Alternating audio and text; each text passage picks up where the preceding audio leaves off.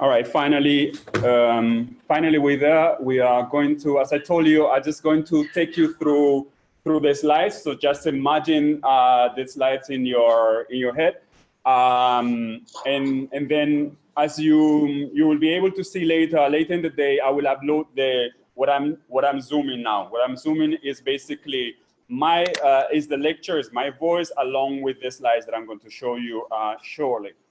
Well, I'm going to show those on Zoom shortly.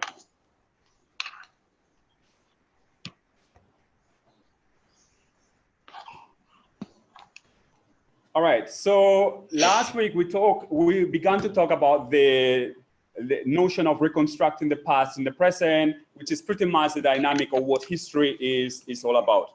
All right. And in doing so, one of the things that we try to do is to try to understand a little bit better what is history. And what is history? Because, as you know, one of the problems with history is that it has several meanings.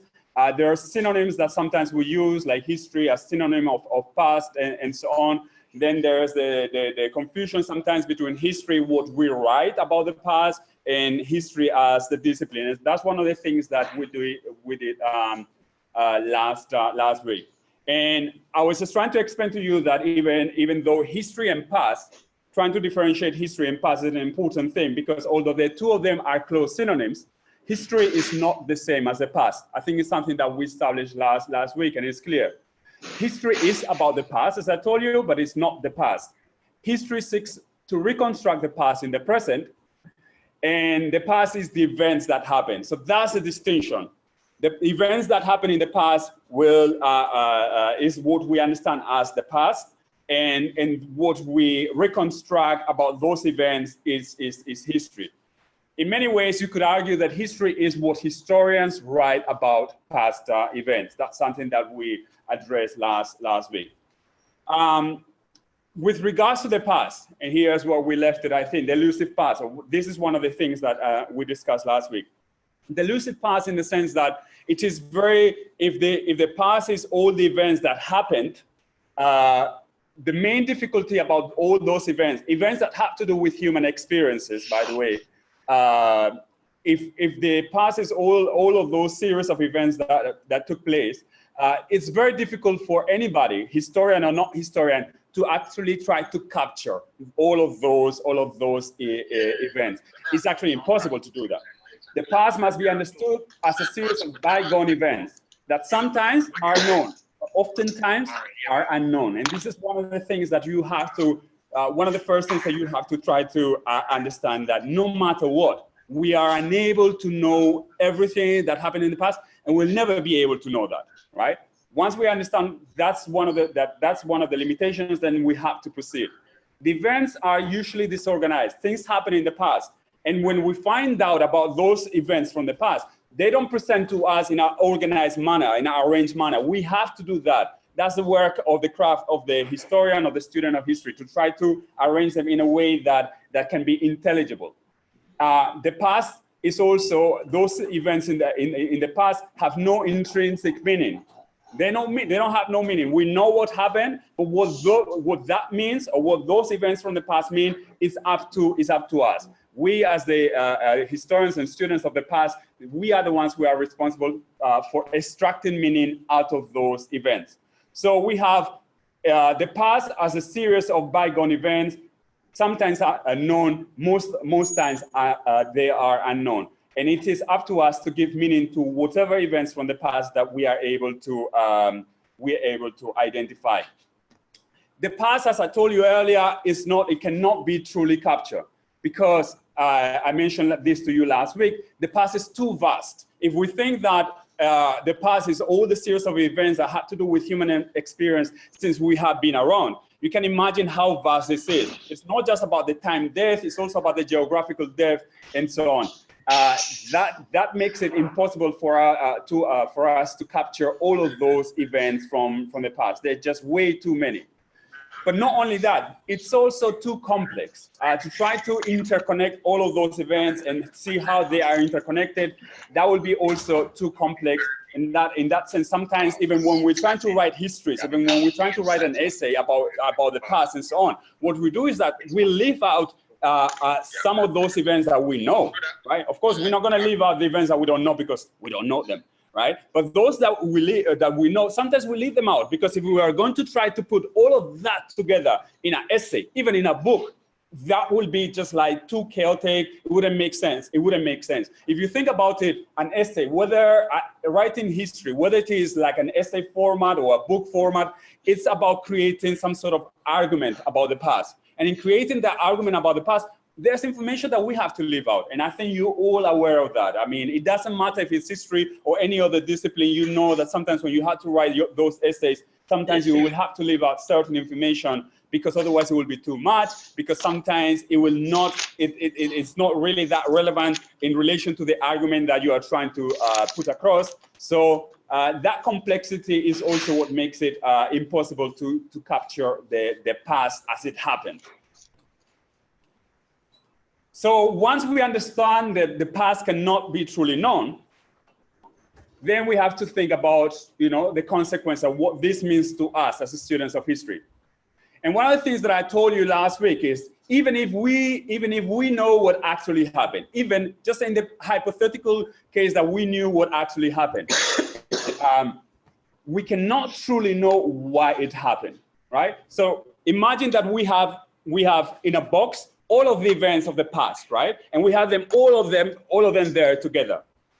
Those events are not going to tell us why they happened, right?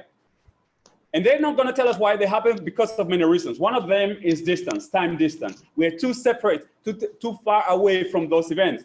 So we don't have the ability to read sometimes too well into those events and so on. So in a sense, the historian and the student of history, one of the first things that he or she has to understand is that we cannot truly know why it happened. We can try to get close to why it happened. We can try to provide like a sound argument as to why those things happen. But yet we have to be aware that whatever it is, whatever explanation we provide is just another explanation, is just an explanation. We cannot truly know the consequences of what happened. That's another thing that we have to be aware. Okay, events happen and they have consequences. But can we actually know what the consequences were for a fact? No, we can't. We can try to come to a close understanding of what the consequences of those events were, but we will never be certain about that, right? No, we'll never be certain. We cannot be certain. That's the difficulty of the historian trying to reconstruct these actions of other humans in the past. One of the things that the historian does to try to make sense of events and actions from the past, one of the things that we do is try to empathize. We are familiar with the term empathize, right? In other words, we try to put ourselves in the shoes of those actors from the past. Okay, if I were this king, if I were this woman on the coast of West Africa, or whatever the case might be, you try to put yourself in the shoes of that person, right? Trying to understand the culture, the time period, the circumstances around the event, and then you try to empathize. You try to put yourself in the shoes to understand why they acted in that way and not another, and so on. Well, we try to empathize, yet we cannot truly empathize, right? We cannot truly empathize. That's the other thing, is that we can understand, sometimes we can even not make sense of our own actions, let alone the actions of other people, right? But we still try to come close to a good explanation of why they acted in that sort of way. In a sense, we try to provide plausible explanations as to why historical actors, humans, acted in that particular way. And in the process of trying to understand why it happened, what the consequences of those events were, and why historical actors acted in this particular way, we need to understand also that our views as individuals are going to affect our interpretations. Another thing that any student of history has to understand. You have to understand it not just from the perspective of the argument that you are going to put across, of the research that you're going to do, but also from the perspective of the secondary sources that you're reading. You're reading secondary sources that are written by people like you. Yes, people who are more experienced, who are professional historians, but in a sense, people who have also their personal views. And in that sense, even though as much as we try to leave our personal views aside, to come to as close as possible to a true understanding of those events from the past, still our personal views are going to get in the way. The moment we understand that better, you know, we will be one step closer to the truth, in inverted commas. And why do I mean this? Because sometimes we will have to question ourselves. Sometimes we'll have to say, am I reading this in this particular way because whatever, because of how I see things, because of my ideology, because of my religion, because of my upbringing. So those are things that sometimes the historian and the student of history has to understand. Because if you realize that, okay, my personal views are getting too much in the way, then you're going to make an effort to disassociate yourself a little bit from those events from the past and the sources that you're examining. All of this just to tell you that debate is part of history. It's an intrinsic part of history. We cannot separate history from debate. As a matter of fact, if you like, some people say that history is a constant debate, a constant conversation between or among historians or students of the past, if you prefer. There's always this constant conversation, and from the perspective of understanding that whatever it is that we are writing about, whatever it is that our argument is not that truth, that objective truth that we will that we cannot reach. So having said all this, if our approximation to the past is just that, it's just an approximation. Having said that, if our approximation to the past cannot truly reach like factual truth about what happened, why it happened, what were the consequences, and the reasons why people acted in a particular way, then the question is, what is the point of history then? That's a question that I'm going to answer in some ways. But before I try to answer that question, I think it's probably better if I ask you, one or two of you, what is the point of history then? If we cannot truly understand or come up with truthful explanations, the best we can do is try to come to some sort of approximation to the truth. Then what is the point of history? And we need to speak up, so later on we can hear your voices on the video. I was suggesting, if we're going to ask that question, what's the point of history, right? Because it seems that we cannot come up with some actual factual truth. Mm-hmm. Then we can also ask, what is the point of knowledge? Because when coming up with any knowledge, philosophy, or theory or phenomenon, that is exactly what we do. One person learns something new, and based on their viewpoint, their perspective, and their understanding of whatever they have discovered, acknowledged, or learned, they spread that information to others who said it's factual, but we accept it. Similarly, we accept history, not given the fact that we actually were there, or we actually know the persons who were in the situation. We don't, and we can't. So we have to work with what we have now and what archaeological and empirical evidence for that. I couldn't have put it better, so I will not try. But I think that's the key. In many ways, we can answer in similar ways to, or we can ask the same question about all kinds of disciplines and so on. What is the point of knowledge? The thing is that sometimes, as you said, we accept it, but we not just accept it because, all right, we have to have something. We accept it because at the end of the day, this is a tool that provides us answers, and in that way, the type of answers that it provides, they tend to be useful. Not every time, but many times those answers tend to be useful. If, for example, I don't know, let me think of mythology, or let me think of alchemists. You know about alchemists? Alchemists. Those who are trying to mix up different substances to create gold, right? All right. Nobody, well, this was an obsession in medieval Europe, you know, and there will be people who will study these things. Of course, this thing no longer provides valuable answers to any of us. So we have mythology. In many cases today, there's still certain elements of myth and so on, but we have abandoned mythology as a sort of like source of knowledge that provides useful answers. So that's what happens, is that the answers that we provide, we accept them, but also because we identify that there's some validity and that those answers tend to be useful in one way or another. The question is, what happens when a discipline starts or fails to provide answers that are valid and so on?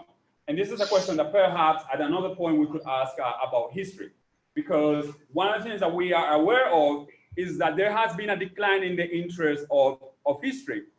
And it has to do with many reasons. But from a critical perspective, we as historians have to ask ourselves if maybe some of this lack of interest or decline in the interest in history has something to do with the fact that we have stopped providing useful answers to society. That's something that we perhaps could talk about at a later point. Anyway, let me resume with this question of what is the point of history, or studying history. History seeks to know the truth about past events, or to capture the past as objectively as possible. And I think that's crucial, as objectively as possible. Even though we understand that we cannot be truly objective, even if we understand that our personal views will try to get in the way of our analysis and so on, we have to aspire to be as objective as possible in understanding and capturing the past. In order to give meaning to the past, right? That's what we do. We have to do all of this in order to give meaning to the past, to explain what is the significance of those events that we study. The events that we study from the past, historians don't look at every event from the past. We know that we cannot know all of the events of the past, but even when we know about all the events from the past, we're not always interested in all of them, in all of those that are known. Why? Because perhaps to us do not have significance, right? So historians are going to focus on events from the past that they can extract some sort of significance to, to the broader societies and so on. This issue it's kind of subjective as well. What is the significance of a particular event, right? Whatever it is that I said it is significant to us today might not have been significant maybe 50, 100 years ago. And similarly, whatever it is significant today, whatever it is that we are trying to look at and what we're trying to say about the past might not be significant in a 50 or 100 years from now. One of the things that we know is that historians, for example, in the 19th century and early part of the 20th century, fundamentally focus on elites, political, and from the early part of the 20th century, also on economic elites. The rest of people did not matter. It was the understanding was that whatever experiences they had, whatever events they were protagonists of, it was insignificant. In a way, basically, the idea is that societies, history was made by the important men. And I say important men because that's the other thing. They were focusing on men, not just on political actors, male political actors, but on male economic actors or part of the economic elite and so on. So that's how you have to understand that significance varies from time to time and so on. So we try to capture the past as objectively as possible in order to give meaning to the past and to tell us how the world came to be. So what we write history to provide explanations. In a sense, we're trying to understand how we reach here, right? And that's what history is trying to tell us. Yes, we could reach here. We could try to answer that question by going through every single known event, every single step of the way. But that would be too long a history, too confusing a history. So then we're going to, we're going to bypass some of the steps, right? And we're just going to focus on those that we think are most significant, or in an effort to provide an explanation. An explanation to be valid in a way needs to be comprehensible. If it's too much information there, we're going to get confused, and so that's what we do. So in a sense, historians are trying to tell us how the world came to be, how we reach here. In doing so, one of the things that we first have to do is to arrange the chaotic events of the past. Put them in some sort of sequence, right? That's one thing, by the way, the sequence is important. Sequence is important because sometimes when students of history in particular, it is very clear sometimes when they are looking at history and when they're trying to provide an explanation, sometimes what they do is like they address something that happened like 50 years after, and then go back and then provide an explanation about something that happened actually 50 years before. One of the first things that we have to do is like when did things happen? History is not just about dates, but dates are important because it gives us if we're going to try to provide some sort of explanation, cause and effect, we need to know what happens first and what happened later, right? If we don't know about the dates, if we're trying to provide an explanation about something that happened in 1927, and we use an event of 1937 to explain why that thing in 1927 happened, might not make much sense. That cannot be a valid evidence because that happened 10 years later. So we have to look at 1927 and before 1927 and see. And sometimes we look at what happened immediately after because the consequences also help us understand a little bit better a particular event. But definitely sequence is important. Arranging these chaotic events from the past is an important thing that we have to do.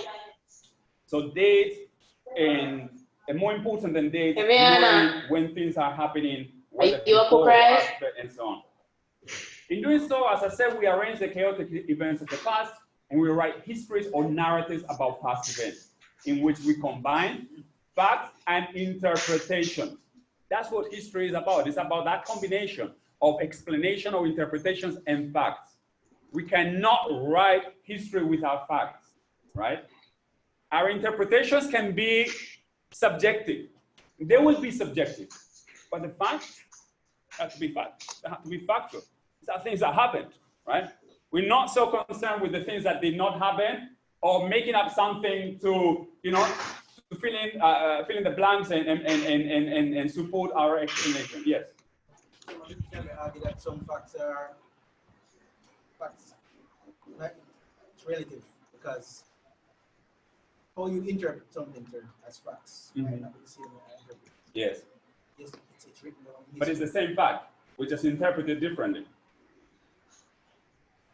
Right? So that's what I'm saying. It's like if we're going to focus on the 2008 financial crisis, or we're going to focus on, I don't know, like the Brexit referendum, right? Our interpretations definitely will be different, can be different, should be different, but that there was a referendum and that the leave option won, that's the fact, right? One of the things that is confusing when sometimes we tend to twist and misrepresent the fact, and that happens in societies, by the way. So remember, like sometimes when you watch American news, they have this thing, I think CNN has this thing they call fact check, right? So the president will be saying, or a politician will be saying a number of things, right? And they're saying a number of things in support of an argument that they want to get across. You know, and they give you figures of, you know, I don't know, the economic growth, unemployment, or whatever, right? And then fact check, no, no, yes, all right? Why are they doing that? That's when we are in trouble, when the facts are going to be misrepresented and so on. But of course, the advantage of somebody who is doing something like that on the media is that is a press conference. People don't have the time to go and check everything that the person is saying and then ask a question to show them that they were twisting the facts. However, the work that we do is different because then we go home, we go to the library or whatever, and we start doing our research, you know, and we have time to process this and determine whether the facts are right or not and so on. So that's what we work with, facts and interpretations, right? And in doing that, what we do, we try to create true stories. And I say true stories, true in inverted commas. We know that it cannot be truthful, really truthful. But the stories that are based on facts and that try to make an argument that is truthful as possible. It's different from fiction. You know, it's different from fiction because in fiction, I'm not interested in whether this is truthful or trying to get close to the truth or anything like that. But in history, yeah, we have to try to get to the truth as much as we can. So what we do is we create true stories, true in inverted commas, that are comprehensible narratives, if you like, about the past. What? So one of the things that I told you is that as historians, one of the things that we do is that we give meaning to the past.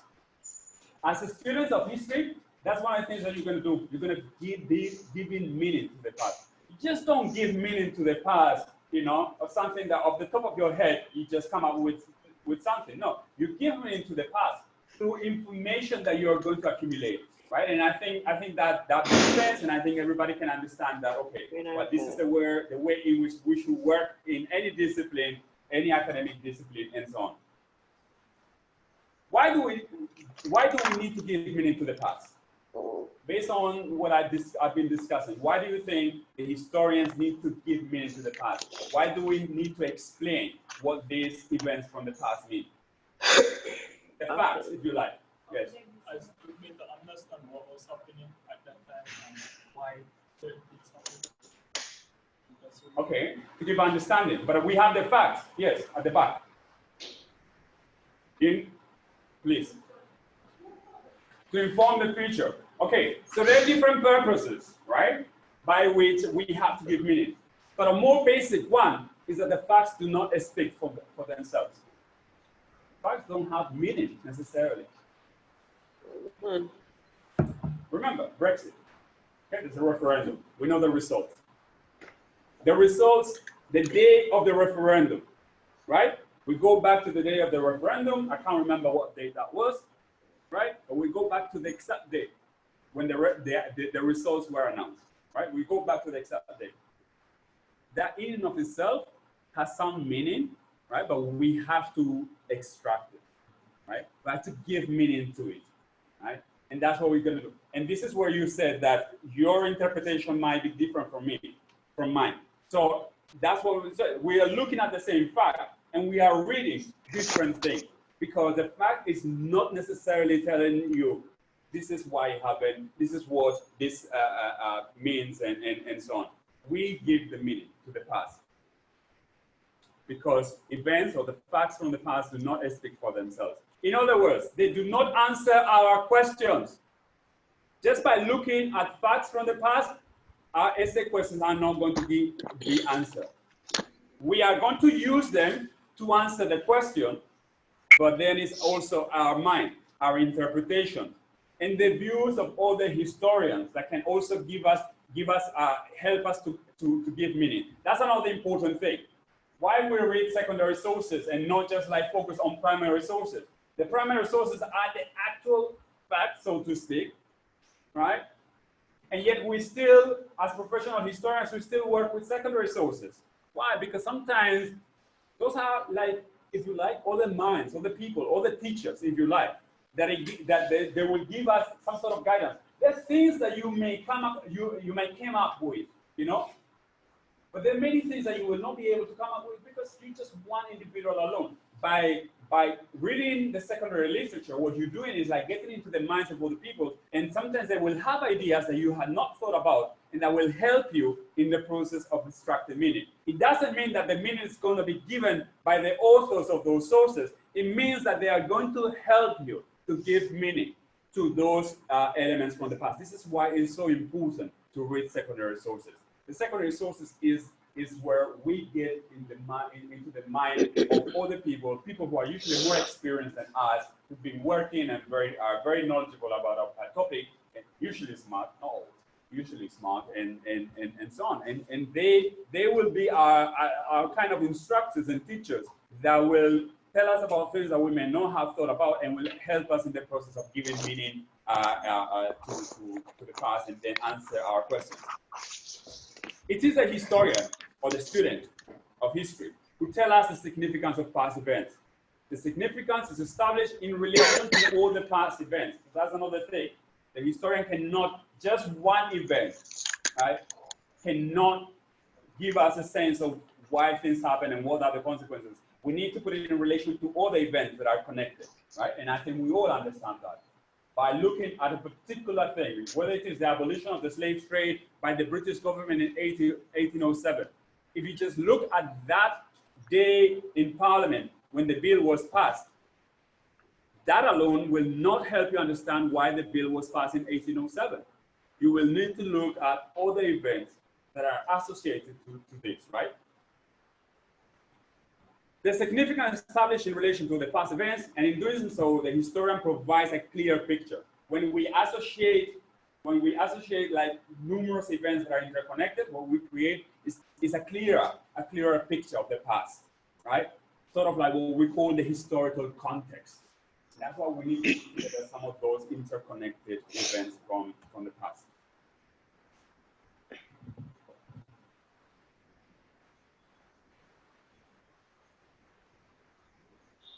I have a quote here. I'm not going to read the whole thing. You will see it when you look at the slides and when you look at the lecture online. But basically, it's a quote by a historian who talks about this issue about interpretation and so on. And I think it's something that I have experienced myself, which is like the students of history. One of the things that they feel sometimes confused about the fact that, you know, different historians will be telling them different things, different interpretations, a debate that we talk about, right? So the student will say like, what am I to make of this? If author X tells me one thing, author Y tell me one, and Z tells me another thing, what am I to make sense of this, right? Well, that's the nature of history. And what you need to make sense of it is like, it's trying to get as close as possible to that truth, using your own ability, using the arguments that to you are more compelling, right? The interpretations that might be more compelling. And that's the subjective part of history. And that's the part of history that in a way, to me, is more interesting. The fact that it gives us an opportunity to provide our own views or interpretations of the past. Whomever tell us this is the past as it happened, and this is what the past as it happened means, beware of that person, because probably it is up to something else, trying to, you know, have some ulterior motives, whether it is manipulation or whatever the case might be. But history, in an academic setting, in a professional setting, history cannot be presented in that sort of simplistic way. So yes, multiple interpretations and that kind of debates tend to be confusing, but at the same time, that's what makes history interesting, and at the same time, that's what makes history a useful tool to develop, you know, your skills and your ability, the ability to discern, looking at different information and trying to come up with your own interpretation based on what seems to be more plausible. That is a skill that is developed through the exercise of writing history, among other things. So, I think we mentioned this in a way, but I will just want to say, to try to take you back to this issue of truth and credibility. Is history credible then? After acknowledging the limits to what we can know, we already acknowledged all those limits of what we can know about the past. So after acknowledging the limits to what we can know about the past, and acknowledging that interpretations are debatable, historians also acknowledge that there are advantages in history, that history also has advantages. So we have limitations as a discipline, or any discipline has limitations. But there are also advantages. One of them is perspective. Perspective to see interconnections between multiple past events. I told you, to make sense of past events, we need to connect them, right? But what is the actual connection? The actual connection sometimes is difficult to see. And I tell you what, it's harder to see when you're too close to those events. If I'm looking at the picture from here, I can only see this part, right? If I take distance, then I can see more. You can see I have perspective, right? The sense historian takes perspective. The issue even of our personal views, history gives us that sort of perspective as well, because it gives us distance. Something that happened 100 years ago could be painful to us, but certainly, or probably, perhaps, I don't know, probably it will not be as painful as it was to the people 100 years ago, right? So that perspective also gives us an ability to interpret and so on. So give us distance, and distance give us perspective. So that's one of the things that history gives us. And you can think clearly about this. Going back to the issue of Brexit. going back to the issue of Brexit, the day when the results were announced, what was the meaning of it? That wasn't the complete story. You know, many things have happened since then, right? The historian working 50 years down the line, 50 years from now, working on that, will know the sequence of events and all those events that are interconnected and so on. That is, we know the outcome of that. We don't know what is going to happen. Today, we still don't know what is going to happen. Is Brexit going to happen? Or are they going to remain in the end? Well, 50 years from now, hopefully, 50 years from now, they will know what happened. They would have made up their minds, right, about whether they stay or whether they leave, right? But now we cannot know what is going to happen. So because of that, because we don't know the final outcome of that particular event, it is hard to make sense of it. That's the challenge of journalism, for example.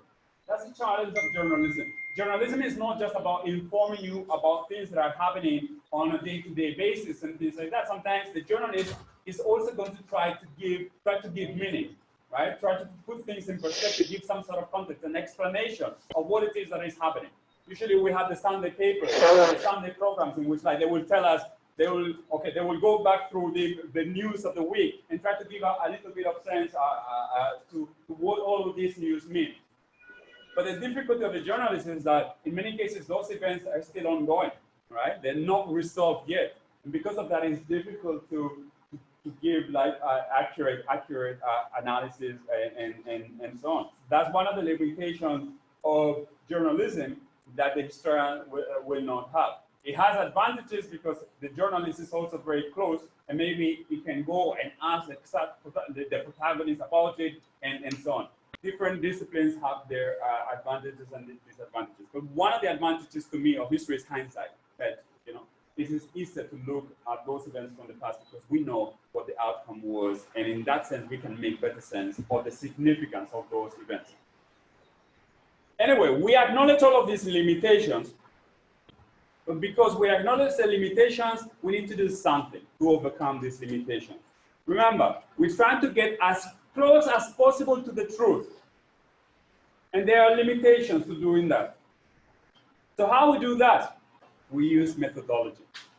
We use what we call historical methodology, a rigorous methodology to compensate for limitations. A rigorous methodology to take advantage of historical perspective so we can create good history that provides a good understanding of past events. All right, I'm gonna take a break now. I'll take a break for 5 minutes, right? 5 minutes, right? And then we will continue with this lecture.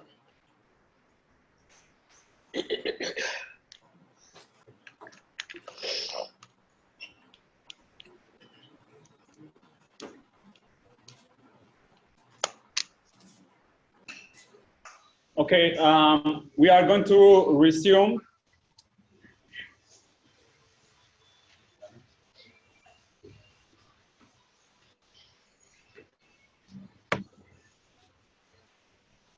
We're going to resume the discussion. I was telling you, somebody was asking me about the slides.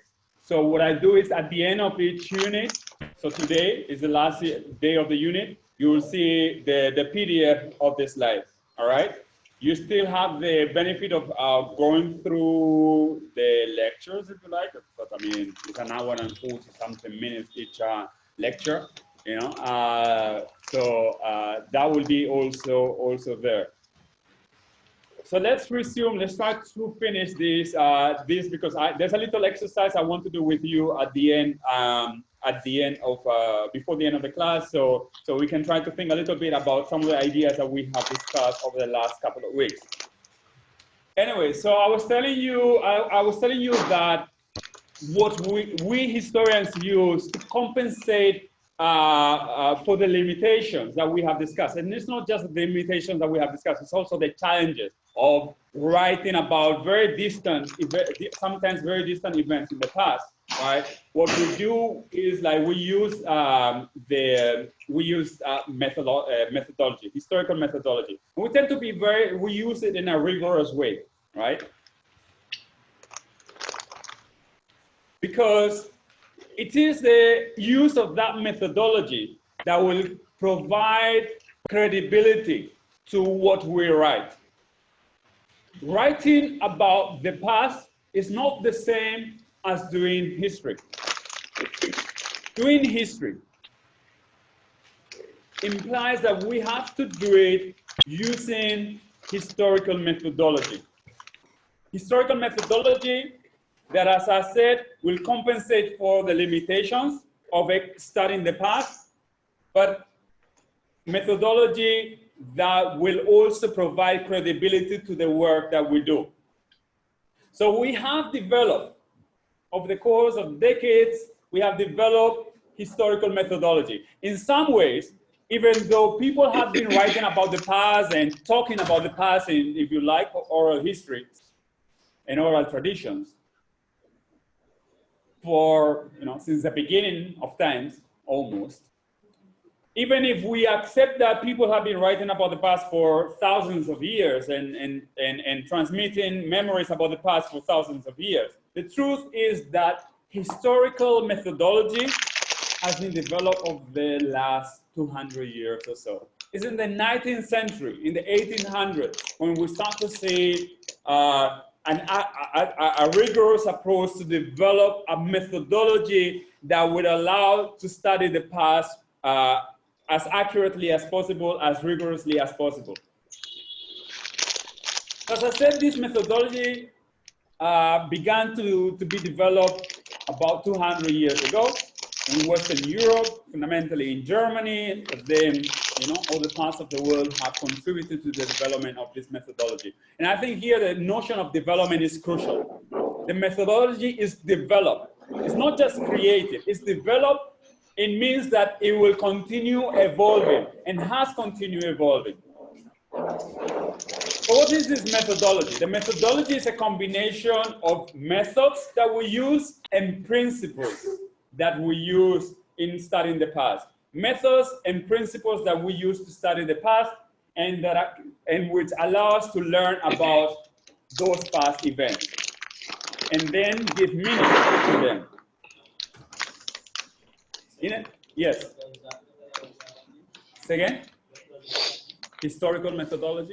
Yeah. Yeah. So we use historical methodology, historical methods, right, to study the past. Exactly. Thank you. So to write or to do history properly, we need to follow historical methods, historical methodology. Right? And that's part of what this course is about. It's an introduction to those methods, how we go about it. It's the methods and the principles, as we will see, sorry. That's what this class or this course is all about. As I said, methodology is dynamic. It changes over time. New methods and principles. For example, I'm a historian who often uses oral history, oral sources to write about the past. This is not something that historians used to do before. In fact, there are still historians that don't do at all, right? But in the last 50 years or so, 50, 60 years, historians began to use oral sources, oral history as a source of information. And there are other ways in which historians are writing or are working today that never used to do in the past. So the methodology changes over time. We develop new methods, and sometimes we develop new principles that can help us to make sense of some of these methods. And why is it that we constantly develop this methodology? Why is it an ongoing process? Because our criteria sometimes changes. What is acceptable as a method is going to change. And it changes also because of the subject or the object of our study. And I will elaborate on this in a little while. So our criteria to accept what is valid, a valid historical method, a valid historical principle, changes. It changes because of the circumstances of the present, because of whatever it is that the object of our study is, and so on. So the rest of the units, in a way, are going to take us through some of the key methods and principles that you have to do or use, sorry, in writing your history essays, in preparing your history presentations, in thinking about your digital projects, and so on.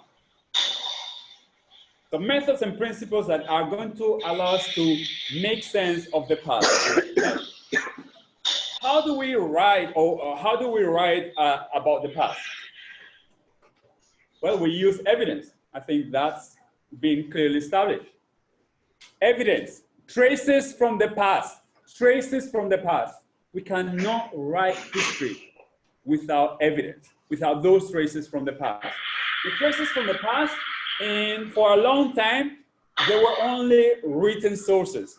That's what was accepted. Anything else, not a valid source. Today, it can be, as I told you, oral accounts, it can be photographs, it can be artifacts, films. All of those are sources that can help us to make sense of the past. And there's a wide variety of different sources that we are using today to try to make better sense of the past. So we use evidence, and we use evidence that we have to identify as relevant to our project, to our study. There are all kinds of evidence. The question is, will this evidence be useful or relevant to what it is that I'm studying? That's one of the things a historian first has to do, to sort out, to discern what are going to be the evidence that he or she will be using in writing about the past, in investigating about the past. Once we identify those evidence, then we have to arrange them, we have to organize them. Okay, we're talking in this case about primary sources, but it will be the same thing with your secondary sources. When you're taking your notes, take your notes as evidence in a way. The facts and the explanations can be evidence that you can use in support of whatever argument that you're going to put across in your essays, presentations, in your digital projects, or whatever it is that you're doing that has to do with an assignment related to the past. So identify valid sources, relevant sources, we organize them, we arrange them, and by organizing them, we will be able to interpret them, to analyze them. That's another thing that is important. One of the challenges of the type of work that we do here, the type of work that you even doing in your high schools, is that we collect all of the information, right? And then we need to make sense of them. We have to analyze it. But before we go through the process of analyzing the information, we have to organize it in some sort of way. Okay, this evidence here tells me about economic activities that were happening here. This other evidence here is telling me about conflict, labor conflict that was happening at that time. And this one here is telling me about like political developments that were happening here. We can organize our evidence in groups, and then it's easier to make sense of them, and then we begin to analyze it. Okay, if I need to understand what was the significance of these economic events at the time, then I'm going to look at that evidence that speaks to economic activities at the time and so on. If I need to understand what's the significance or what are the reasons behind this labor movement, I will look at all my sources that have to do with labor movements and so on. So arranging the sources, arranging the evidence is crucial to go through the process of analyzing, interpreting, extracting meaning out of them. So we use this evidence and we go through this process in order to answer our research questions.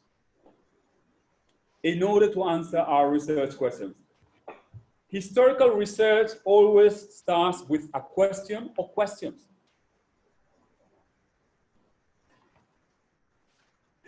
In other words, yes, we can write about the past And we can write about the past in terms of trying to create some sort of narrative, a descriptive narrative of what it is that happened. But that's not quite what we do here. Some of your projects can be about that. And when we think of digital history projects, they can be about descriptive projects of things that happen, you know, putting together some sort of descriptive narrative and so on. But in many cases, our essays, exams tend to be more about, you know, answering questions, research questions. Rather than creating a descriptive narrative, what we need to create is an analytical narrative. And creating an analytical narrative, as you can imagine, is harder than creating a descriptive narrative, right? Yeah, the descriptive narrative still, you know, you need to, it takes some skill. So that can make sense as the reader goes through it and so on. But the analytical narrative, it's more complex. That's what we're here for, in a sense, to develop skills that allow us to, you know, to create analytical narratives. That when we are given a question, a problem, if you like, we will be able to initiate a process of investigation that would allow us in the end to create some sort of meaningful answer, an analytical narrative, if you like. But remember, what we do here when we study the past and what historians do for the most part, it starts with questions. I may come across a particular piece of evidence. Some questions will come to my mind or not. If nothing comes to my mind, probably what I'm going to do is I'm going to leave it aside. Okay, fine. Well, this is interesting. I mean, curious. I didn't know about this, but you know, it doesn't spark any question in my brain.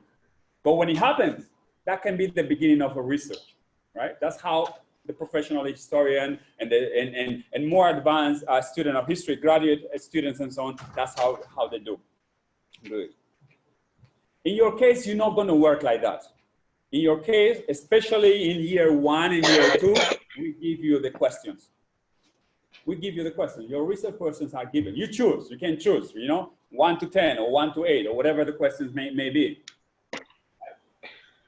The part of it is because, in a sense, the idea is that you still do not know enough about those topics to come up with your own questions. I don't even know if that's true, but I don't even know. It's the same, you know. I have tried to ask students to write up their own questions. Never went very well. Yeah. Hey, mate, listen, next time I see you, I will try that. I mean, in another class, I will try that. And if people are not happy, I'm going to tell them it's because you wanted to write up your own question. But I mean, no, just okay. What I mean by this is that sometimes students is like, okay, I'm going to do a topic now about, I don't know, the beginning of, you know, one of the topics I'm going to teach next week in Intro to World History is monotheism and the rise of monotheism, right? Monotheism, we're familiar, one God thing, and the state, right? And the development and how they are associated, or how we see this link between monotheistic religions and political power and so on. And I'll tell you, okay, I'm going to write or talk about these things starting from 500 before the Common Era, or 500 before Christ, if you prefer. I'm going to tell you, like, okay, write a question about it. I don't know anything about it. How can I write a question about something that I don't have any information on? So that's why we give you questions most of the time, right? Because we could wait to the end of the semester after we had gone through every topic and say, now, you know, now you go and write your own questions and submit the essay before the exam, by the way. That will not happen. I mean, it will not work, right? So we are aware of that. So this is why we do it in this particular way. There is a course that you will have to do, many of you will have to do in year 3, which is going to be called something like capstone seminar, history seminar, meaning that you will develop your own research project. You know, you will have 1 semester to develop a proposal, and then you will have a 2nd semester to come up to implement this project. It can be a paper. My research project is a paper, or it can be a website. It can be a documentary based, all of this based on research, right? You will develop your own research project, meaning that you will develop your own research questions. And your project will seek to answer these questions in different kind of formats, whether you're using more digital formats or more analog formats and so on, right? But for the most part, yes, historians work with questions. They start their research with questions, questions that may come out of the examination of sources, questions that may come out of the reading of other historians. You know, this interpretation here, I'm not so sure about it. Let me look at it better, and then I may start like a new research project and so on. In your case, as I told you, the research questions will be given for the most part, especially until you are in year 3. And then if you continue, you do graduate studies. You develop your own questions. You have your research paper. If you're going to do your PhD, it's your own questions. You topic, your questions, and so on. So that's how we write about the past. We use evidence and to answer research questions. We will obviously address this in more detail in the following unit, because this will not going to help you very much if I just answer like this. Here's where I wanted to do a little exercise, but it's a bit difficult because you cannot see this on the slide. So I think I'm going to let it pass. I had put together a list of questions from this course that some of you are doing, which is an intro to world history.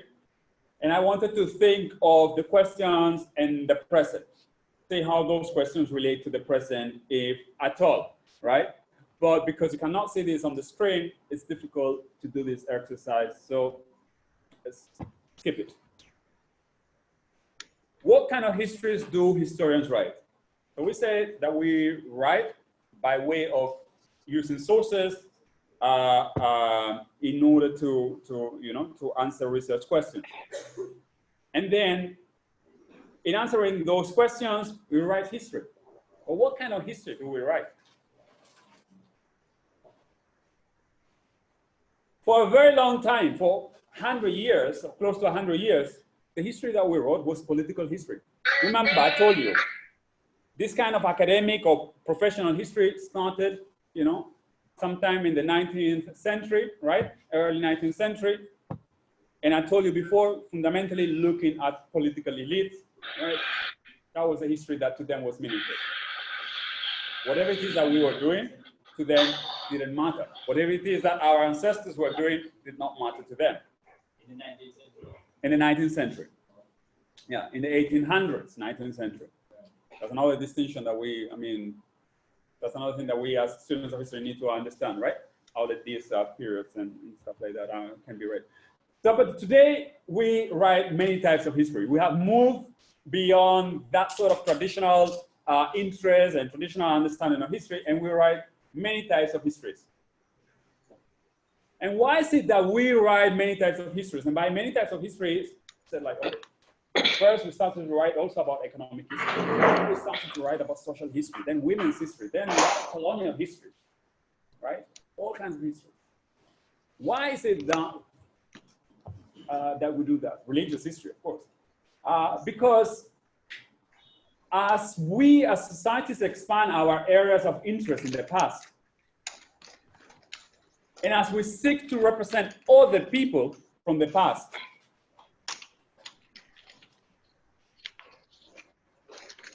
we need to explore, we need to write all the types of histories. That is, the type of history that was being written in the 19th century, it was a very narrow history. If we're talking just about the political elites, who are those? Just a bunch of people. Everybody else is being excluded. And in a way had to do something with the type of societies that existed at the time. Societies that basically were very hierarchical and differential to peoples in authority and power. But today, as we have more democratic societies, as we understand that every individual matters in many ways, we also are concerned with the experiences of other peoples that before were not interested in. So, from those political histories, initially, we moved on. Because as I told you, we have expanded our areas of interest in the past in order to represent other people's past. And other people's could have been Black people's past, People were not writing about black people. Yeah, we know that the slave trade was part of, like, so to speak, European history. But what they're writing about the experience of the enslaved people, no, that didn't matter to them. They were slaves, so they were subject. That wasn't part of the history. But now we seek to represent all the people. Women, who were writing about women's history? Nobody was writing about women. I mean, what? In the 19th century, in Western Europe, that's when we start seeing like the development of bourgeoisies in Europe, and we start like these kind of values by which women are supposed to be confined to the household, you know, to just work there, become wives. Become wives, by the way, because before industrialization, because of the rise of this type of values, women were working everywhere, right? Especially in rural societies. But now new societies came with new values, and they said like, women, they don't matter, you know, they are in the house, you know, and yeah, they have children, that's an important thing, but I mean, other than that, you know, not really much interest in them. Now, there are other people that we also seek to represent. What are the experiences of these women? Can we understand our experiences of the past by not, if we don't look at women? 50%, if not more, of the population of this world. So we have created new types of histories in the effort to represent all the peoples. And then, so we started first with the political, but then we move, of course, to the economic histories. And then we have surpassed that. We have the social history that, you know, goes across all kinds of different sectors of society, but fundamentally focuses more on the, you know, the majorities of the population and so on. Now we're writing about women, about rural societies, about African people, environmental history, about LGBTQ histories and stuff like that. All of those things, you know, all to be represented. And these are just examples of topics that and historical actors that people are looking into. In a way, because what we are doing by way of expanding our areas of interest, we are reflecting the changing interests, our changing interests and priorities. Today, many people might not be interested in, oh, what happened to kings? Oh, we have moved away from it, like, who cares about kings, you know?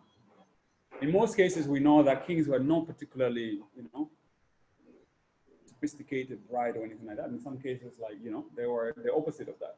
So we have changing interests and priorities, and that's the reflection. That's why we see here new types of history, to represent a wider society and to create a more inclusive history.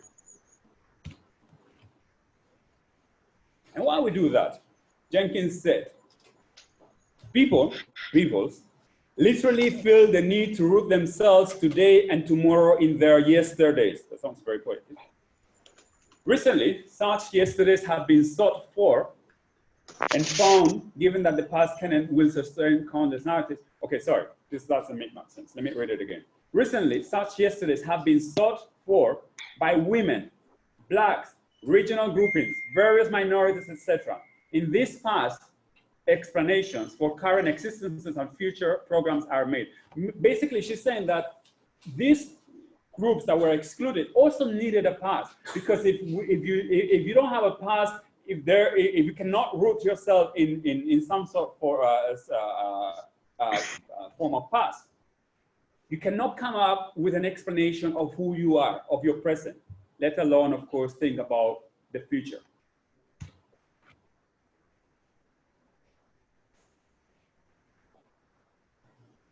So we write all kinds of histories now to represent wider society, to make history in the past much more inclusive. But what do historians write about in their histories? Of course, we write about the past, but about past that affect societies. That is, like I don't know, let's say, for example, 20 million years ago. Historians don't write about it. Historians write about things that concern the human experience. So people tell me, like, I went to, you know, Careers Day, or whatever they call this in the schools. It was a preschool. I went. My daughter's teacher invited me to come there and talk to them about what I do for a living. I'm a historian, right? Very exciting. I tell them, well, I look into the past. That was an error. That was a mistake. Because the moment I told them I look into the past, you know, they start asking me about dinosaurs and all those sort of things. And I said, like, yeah, that's very interesting, but that's not the past that I'm concerned with. In fact, I'm not even qualified to talk to you about, I mean, I've seen Jurassic World and all that, but other than that, I cannot tell you much about dinosaurs. But that's all they care about. So past events that affect societies, events that have to do with human experiences in the past. That's what we write about in these histories. But it's not just the past. Fundamentally, we write about meaningful problems. Meaningful problems. And meaningful comes in inverted commas. Whatever was a meaningful problem to people 200 years ago, those writing political history, today might not be. Whatever it is a meaningful problem today, to us today, might have not be a meaningful problem to those 200 years ago. Whatever it is that we are concerned with, a meaningful problem today, might not be a meaningful problem 50, 100, 200 years down the line. We write about meaningful problems. That's what the historian does. But problems that are meaningful to us in the present and so on. Okay, so here's the thing. I told you about research questions. Behind every research question, there is a meaningful problem. That's a challenge that the student of history often has. You have to read the question.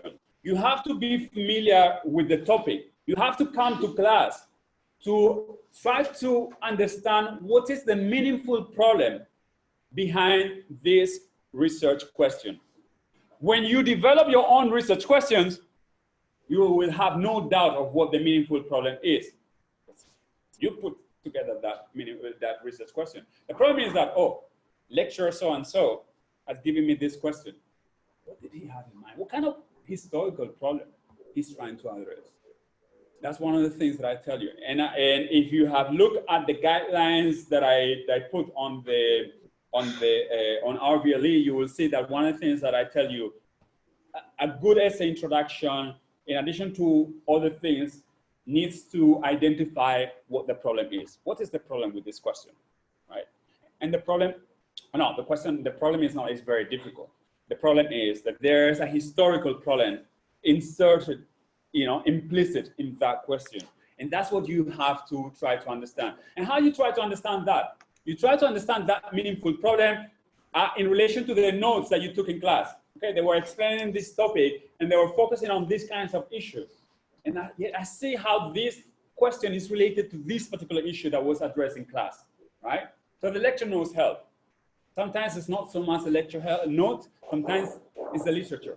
This seems to be a recurrent sort of issue in much of the literature that I'm coming across, right, that I'm reading. So maybe this is the historical problem with this question. Sometimes it's not clear yet. You go and talk to your lecturer. Sir, Miss, Doctor, whomever, I don't understand what the problem is in this question, right? That's why you have consultation hours. When you have an understanding of the problem, it's easier to answer your question. Because otherwise you might be off track. That's not the sort of, that's not what this question is about. If you understand the problem, it's easier to answer that question. And remember, one of the things that I tell you and we have said, and I told you on the guidelines, then we develop a thesis statement. And a thesis statement is not all the things that are short answer to that problem. The rest of the essay is an effort to demonstrate that your thesis statement is indeed correct. Just clarifying, this is what you wanted to do before class. Say again? This is what you wanted to do before class. No, you want us to do that? No, I was just asking. No. It's not that. It's something, no. We will do that. We will do that, but not yet, because this is an introduction. We are going to talk about problems, historical problems in, I think it's the next unit, yeah. So now, no, we're just like introducing these issues. So fundamentally, yes, we write about the past events, but fundamentally we write about meaningful problems. And these meaningful problems are usually informed by the work of all the historians, right? What other people have written about. Those meaningful problems are sometimes informed by the historian's personal interest or interests, or the time and place in which we live. That's, like, what are we concerned with? It depends on different things.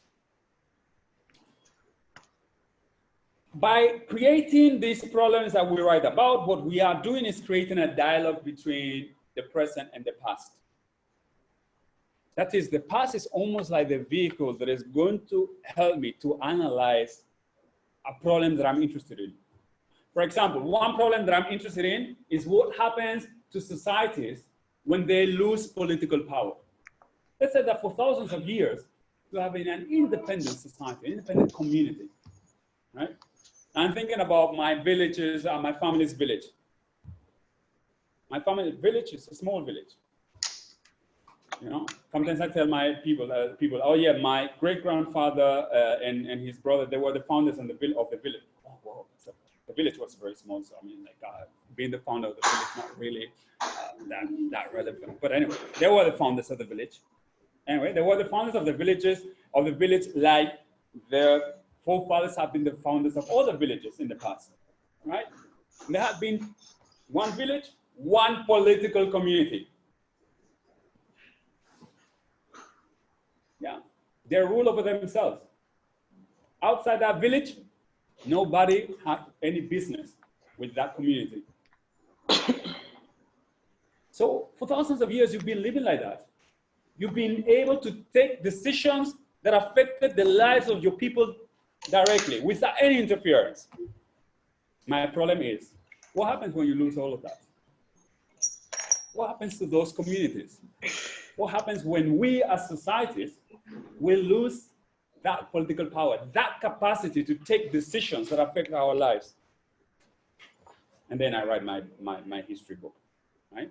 But I'm interested in a problem. And of course, I'm interested in that problem. You can see now, okay, why is he interested in that? Of course, this happened to peoples in Central Africa at the beginning of the 20th century. And the peoples in Central Africa that we are going through them, this is my grandfather and great-grandfather and my great-grandmother generation. These are the men who early in the century, in the 20th century, they were free, independent.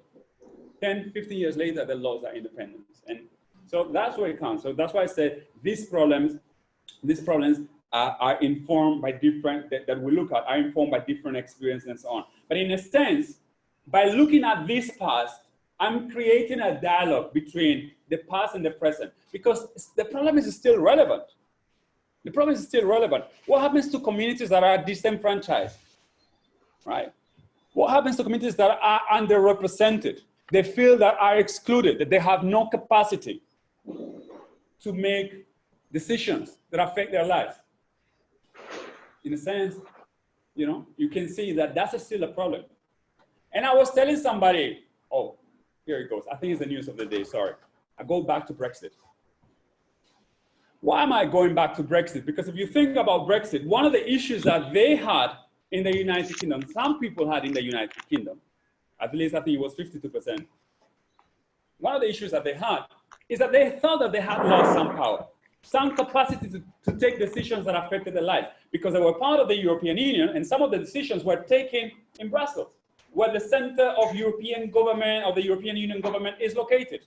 So they say, if the decisions are taken in Brussels about things that affect our lives, we are losing sovereignty, we're losing that sort of political power. And in a way, that Brexiteer movement is a response to that. So the losing the ability or the possibility that we may be losing power, political power, it's still a very present concern and so on. Anyway, that's how we create a dialogue between the past and the present. The present is usually, the present is represented by the problem that we are concerned with. The past is the issues or the events that we are looking at. Just to wrap up, let me tell you a little bit about history and how we use it. We write the histories, right? And I told you, and we have to remember this, talking about the past, writing about the past is not the same as writing history. Writing history is the one that follows this kind of methodology that we have introduced today and that we will examine in more detail from next week on.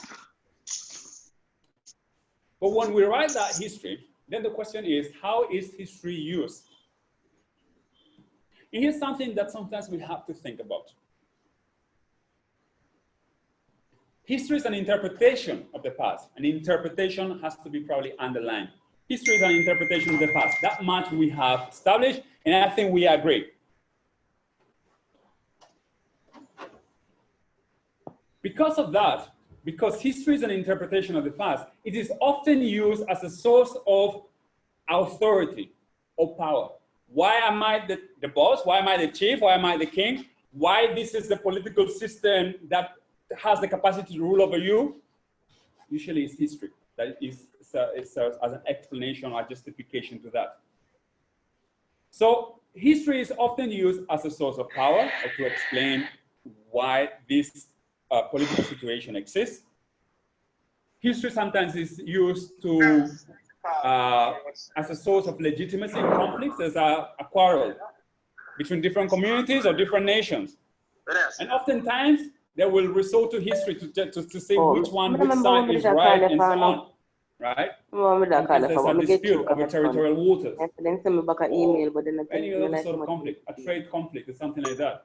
And history sometimes comes to the rescue, and people will use history to legitimize their views and so on. Remember, history is interpretation.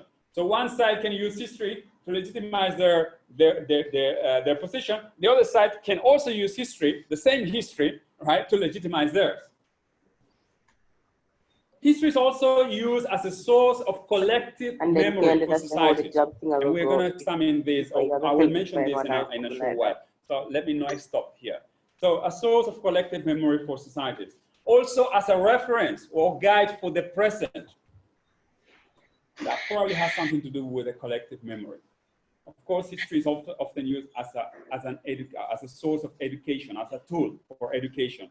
Why is that? Because we know that by studying history, by learning to write histories and talking about history, then we develop skills, analytical skills in particular, but also other type of skills that are useful to all of that. So history can be used in all these kinds of ways, which in some cases, as we can see, they can be positive ways. But history can also be misused. History is an interpretation, right? So we can also misuse history. Sometimes people talk about misuse or abuse of history. Sometimes we use history or misuse history to advance, political agendas that they're not actually good. To justify inequality, we can also, and it has happened, and it will happen, probably still happening, right? We can also use history or misuse history to support discrimination and exclusion. Going back to the examples that I'm more familiar with, African history. Anybody has watched a movie about apartheid South Africa? Yes. Anybody remembers how the Africans or the black people are referred to in some of these South African movies or movies about South Africa in the apartheid era? It will be too much to remember. Anyway, I will tell you, the term that is used is Bantu. They don't usually call them blacks. Sometimes they call them blacks. They don't usually call them Africans, right? Mostly they call them Bantu. Bantu when they want to sound politically correct. Of course, we know that they're also using all the derogative terms. But why Bantu? People will ask me. I used to teach this course about the history of apartheid in South Africa. Why Bantu? Right. So if you know anything about African history, Bantu is a very large group of people who speak languages in plural, that are not mutually understandable anymore, but they have a common root. In the same way that people in Portugal, Spain, Italy, Romania, and France, they speak languages that have to do with Latin language, right? They're derived from Latin language. You cannot understand each other, but you can see similarities in the languages. The Bantu is a very large group, almost over a third of the African population, whose languages are commonly related. They have a common history. So, yes, the vast majority of the African people in South Africa could be characterized as Bantu. But in Africa, nobody calls themselves Bantu, by the way. Bantu is a term that was developed by linguists, the people who study languages, to refer to this group. So nobody goes on the street and says, I'm a Bantu or anything like that. So the question is, why they're calling them Bantu? Yes, technically speaking, they're Bantu, but I mean, you can call them Africans, you can call them black, no, Bantu. One of the things about Bantu is that we know that this group of languages spread across such a large area through migration. And here's where the history can start being misused. So the Dutch settlers, who are the first Europeans who arrived and settled in South Africa in 1652, developed their own community in and around Cape Town. And fast forward to the 1900s, they started to develop a strong nationalist ideology that was also about white supremacy and racism and so on. And when people started to question their racism and their discrimination and the exclusion of people of color, black, colored people, and Asians and stuff like that in South Africa, said, like, we're not excluding anybody. And these people arrive here afterwards. They're Bantu. No man, triumph all over. Yeah, yes, we arrive here as well in 1652, they will say. But they also arrive here. So they're not the original inhabitants of South Africa. Right? That's what they will say. So to make that point more strongly, they will say they will call them Bantu. That's how we see how history can be misused to legitimize discrimination. So you said they're migrants, they arrive here afterwards, they don't really have any rights over the land or anything like that. Of course, history can be misused to fuel ethnic, religious, or territorial tensions. Going back to African history, a few years before most of you were born, the genocide in Rwanda. And I think we have mentioned this example in the past, the genocide in Rwanda. That's a clear example, one of the most recent examples of how history, was used to fuel tensions, to spark the kind of hatred that led to the assassination, the killing of 1 million people in Rwanda. Rwanda is a small country. Rwanda is a small country in Central Africa. It's about 3 times the size of Jamaica, but if you put it in the context of the African continent, it's a very small country. So these are ways in which history can also be misused because history is an interpretation. Finally, let me tell you about history and memory. History can also serve to create memory, collective memory, we call it before, right, for societies. History collects events from the past, events that shape our societies. That's what historians are doing. And the historians are helping us in doing that. They're helping us to explain and remember who we are. In a sense, history gives us a sense of who we are as individuals and as societies. What binds us together? History shapes our identities in many ways. And here's the distinction here. I'm not talking about the past necessarily. I'm talking about history. How we see ourselves, in many ways, it is a reflection of the histories that have been written and the histories that have been taught.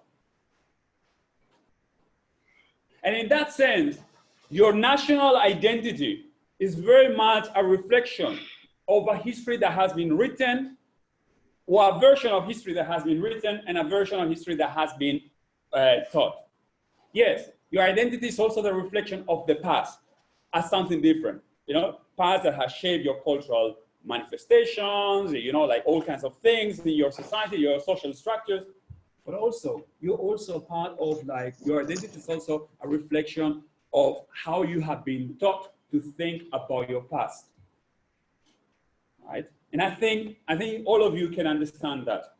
I was telling somebody the other day that sometimes for someone who is from somewhere else, not from here, one of the things that is I wouldn't say shocking, but one of the things that stands out is how most of the time when Jamaicans are talking about the past, about their history, they talk about slavery. And the point is that that's not all that there is to your history. There's much more to your history than that. And even if when we think about slavery, the history about slavery, yes, it's just about exploitation, it is about abuse, it is about suffering. But the people who were living in slavery, they also were having a semblance of normal lives. They were having families, they were having cultural manifestations, religious practices, right? But it's a particular version of that history that has been transmitted and then in a way has come to shape our society. So history collects these events, and some of these versions of history have a strong influence in shaping our identities. So if only for that reason, we need history. Without a history, we cannot, or without memory, we cannot have an identity. And I think if you think of that as individuals, imagine that you have amnesia. Who you are. You don't know who you are. You don't know who you are, not because you don't exist in the moment. You exist in the moment, you exist in the present, but you don't know who you are because your memories are gone. So a similar extrapolation can be done, can be made about societies. When we lose those memories, it's almost that we also lose in a sense of who we are, right? But history also collects and explains events from the past. So we don't forget. We make sense of them. So history serves also to collect all of our experiences, or many of our experiences, the experiences that we think are valid. Let's go back to the similar example, you as individuals. You have had all kinds of experiences in your relatively short life, but you don't remember all of them. You mostly remember those that are sort of valid to you. Experiences that, that can help you to make sense of your present, or experiences that can help you navigate all kinds of situations and so on. So that's what history also does for societies. It creates this catalog of experiences that can inform present predicaments.